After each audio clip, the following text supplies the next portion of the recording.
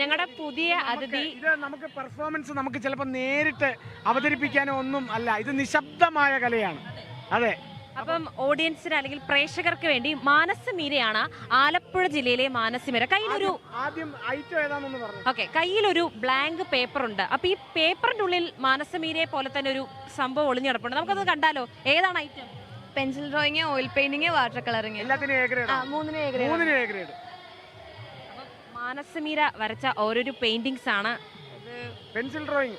ഇതെന്റെ sketch book ആണ്. അപ്പൊ അതിന്റെ ഒരു ഇതൊക്കെ ഉള്ളൂ, നല്ല പടമൊന്നും ഇതിനകത്തില്ല. ഇത് ലാലേട്ടനാണോ? ഇതെനിക്കൊരു കോമ്പറ്റീഷൻ ഉണ്ടായിരുന്നു ബെറോസിന്റെ, അതിന് സെക്കൻഡ് കിട്ടിയ എറണാകുളത്ത്. ലാലേട്ടൻ, കാളിദാസിന്റെ ലാലേട്ടൻ. ലാലേട്ടൻ. അപ്പൊ ഇതില് കാര്യമായിട്ട് നല്ലതായിട്ടൊന്നും ഇല്ല, അതൊക്കെ ഉള്ളൂ. ലാലേട്ടൻ, വീണ്ടും ലാലേട്ടൻ. ലാലേട്ടൻ. ലാലേട്ടൻ ഇഷ്ടമാണോ? അതെ അതെ ലാലേട്ടൻ ഫാനാണ്. അതെ അതെ. ഇത് ചുമ്മാ അടിപൊളി. ഇത്തരത്തിലുള്ള പെൻസിൽ ഡ്രോയിങ് 3 എ ഗ്രേഡ് ആട്ടോ. കഴിഞ്ഞ തവണയും മില്ലർ. കഴിഞ്ഞ തവണയും 3 എ ഗ്രേഡ് ഉണ്ടായിരുന്നു. നാഷണൽ ലെവലില് അല്ലേ?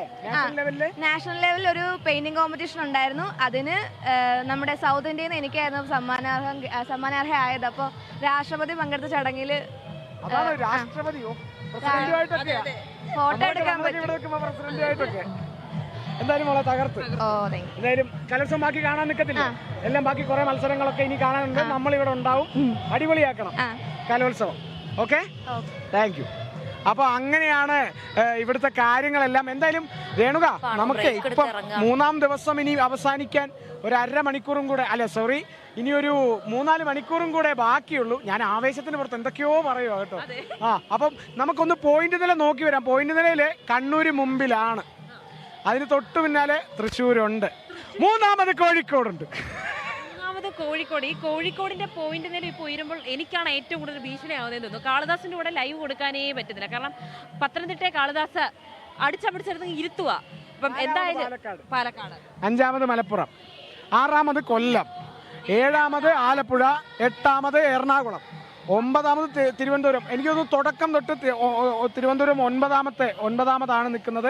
പിന്നീട് കാസർഗോഡ്, കോട്ടയം, വയനാട്, പത്തനംതിട്ട, ഇടുക്കി. ഈ ജില്ലകൾക്കൊന്നും വിഷമിക്കേണ്ട കാര്യമില്ല, അവർക്ക് ഇനി സമയമുണ്ട് രീതിയിൽ മത്സരിക്കുക. എന്തായാലും 1-ാമത്തെ കണ്ണൂരിൽ നിൽക്കുന്ന 625 പോയിന്റുമായിട്ടാണ് 1-ാമത്. അതിന്റെ തൊട്ടുപുറമെ 3 പോയിന്റ് വ്യത്യാസമുള്ളൂ തൃശ്ശൂർ.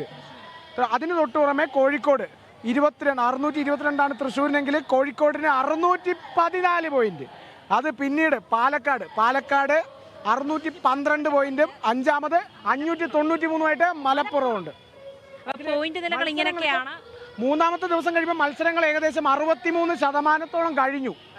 158 ഇനങ്ങൾ ഇതുവരെ കഴിഞ്ഞു. 249 ഇനങ്ങളിൽ 158 ഇനങ്ങൾ. ഇനി ആകെ 91 ഇനങ്ങൾ മാത്രമേ ബാക്കിയുള്ളൂ. 2 ദിവസം കൂടിയുണ്ട് രേണുക. ഇനി 2 ദിവസം കൂടെ നമുക്ക് പൊളിക്കാനുള്ളൂ കേട്ടോ. എനിക്കത് ഓർക്കുമ്പം വിഷമമുണ്ട്, കാരണം 2 ദിവസം കൂടെ നമുക്കിനിയുള്ളൂ.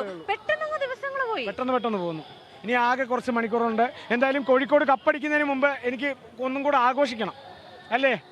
അതേന്ന് അത് ഞാൻ പറഞ്ഞില്ലേ, കോഴിക്കോട് കപ്പടി. കാളിദാസിന്റെ തള്ളു കേൾക്കാൻ വയ്യാത്തോണ്ട് ഞാൻ അതേന്ന് പറഞ്ഞ് അങ്ങ് സമ്മതിച്ച് തന്നേക്കുവാണ് അതുല്യ. എന്തായാലും 2 ദിവസം കൂടി കഴിഞ്ഞാൽ 2 പേരും ഡെസ്കിലെത്തും.